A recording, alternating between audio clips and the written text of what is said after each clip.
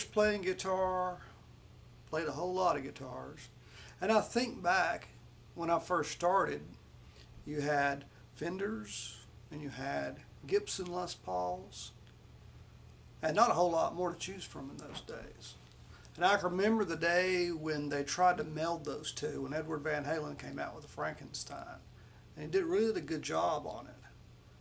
And then it went everywhere. You had, now there's guitars made everywhere of everything, of any kind of sound that you can dream of. But I think with a lot of guitarists, you sit around and you go, man, I'd like to have a guitar that I can play a whole lot of different things on. That I can play, jazz one day, I could play pop one day, or I could play hard rock one day, heavy metal, whatever the case may be. And I think my man, Neal Schon, has gotten pretty close to that. I just got this yesterday. This is it's a Paul Reed Smith Neal Schon signature guitar. This came out in 2013. I don't know how long they did these. It took me this long to find one. They're that rare. This one has got a tin top in what they call an orange tiger maple. The back of it is just a regular mahogany. There's a whole lot of neat things about this guitar that Neal has carried along, that Neal has designed. Number one, and he did this first with the Les Paul Access, he got away from this big square piece right here to allow you to get your hand way back in here. And something that he has on everything, and this is really something he did first on the Les Paul, he did years ago, he put a Floyd Rose on them. A lot of people would look and go, it doesn't look right on there. But for his purposes, it works. And I'm a huge fan of the Floyd Rose. When he made the Paul Reed Smith this time around, he had been with Paul Reed Smith a long time ago, he came out with two models. This is the NS-14. It's 14 inches wide. This is a semi-hollow body. It's got your stylish F-hole up here, and the neck comes all the way down. Kind of like a 335 Gibson. On the other, the NS-15, is 15 inches wide and it's got two F-holes. What he found with this over great experimentation was, number one, if you take the neck all the way to the base here of the body, you do away with most of your feedback. On some of the earlier editions, the neck only came to where the Floyd Rose was and it stopped, and he had really bad feedback issues when he played live. So Neal spent a really long time to get this guitar to where it is.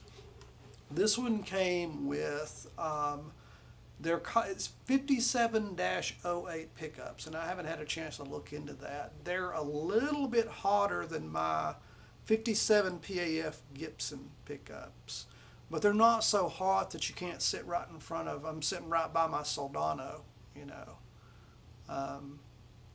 Now I can sit here and get, because the other good thing, and I didn't mention this, when you put a semi-hollow body guitar and you put this kind of equipment in it, you get a resonation on it that's just extreme.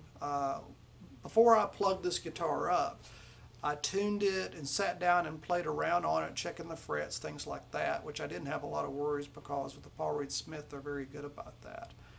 But I would hit one note. I mean, like right now when it's not plugged up or anything, and you can't really hear it on the phone, but the sound comes out of this. The whole body resonates, so that when you are playing, a passage on it,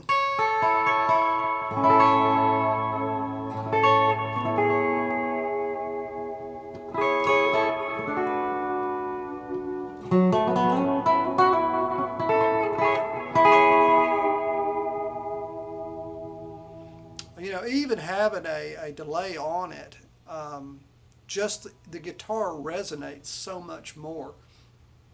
And it's surprising to me that you can still get such a nice, gritty, ballsy distorted sound. I played, just two little short journey pieces there, two completely different. The part from Mother Father and then Don't Stop Believing.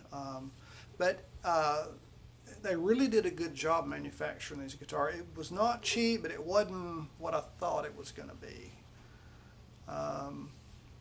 When I went looking for these, I've looked over and over trying to find one. And when I retired, that was the first thing I was looking for, was one of these, the Neal Schon, because I knew what he had done. I talked to Neal a little bit. He's a busy guy, but I talked to him a little bit on Instagram and sometimes on Facebook. I ask him questions about his gear. He always answers. But he spent a lot of time to get this to the way it is, and he did a good job. And I always say this, if you can find one of these and there's one sitting somewhere by, I would sit down and play it and try it out. If it's just for to sit down and try it, to see what you think about it, just out of curiosity. I wanted one because there are times that I want to be able to sit down with one guitar and I want to be able to play lots of different things and have a lot of fun with it. And y'all know me, I've got all kinds of guitars and I love them all, but I was pleasantly surprised with this. I mean, another thing, it only weighs 6.5 pounds, If you strap a Les Paul on, if it's anything like my Les Paul weighs over 12 pounds. I had to get a special strap for it. And I love playing my Strats, but if you want to get something really thick, unless you just stick a humbucker in it, which, buy a Charvel or an ESP if you're going to do that. Anyway, I wanted to go over this because it's such a neat guitar. I mean, it looks nice. If you like these colors, I probably would have, had some other things in mind, but this is Orange Tiger. I've got an Orange Challenger, and the rarity. There was only one other on eBay and on Reverb and all of that when I looked at this one last week, and it was in Japan and it was way out of my price range. Let me know what y'all think about this. It's a cool guitar, and kind of like a buddy of mine, I'm always one away from too many. But y'all let me know what you think about the sound and all of that, and hope everybody's doing well. Peace. We'll get through all this mess. Shout out to all my good friends, and hope everybody's well. Peace out always. Gary T.